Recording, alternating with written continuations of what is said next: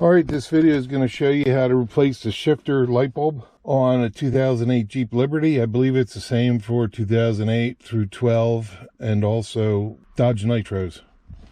So to show you from the side, this is pretty simple.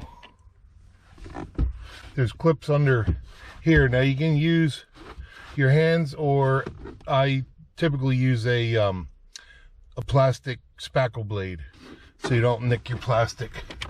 So lift the rear part up, slide it a little bit, and pop it up, and then you'll see underneath there's a connector for your four-wheel drive switch. It's just a little squeeze button here and pops off. These are the 4 tracks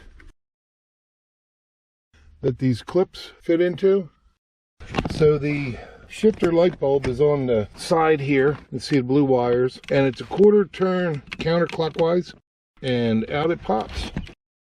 So there's the bulb, simple plug in, and it goes together pretty simple too. I hope that helps.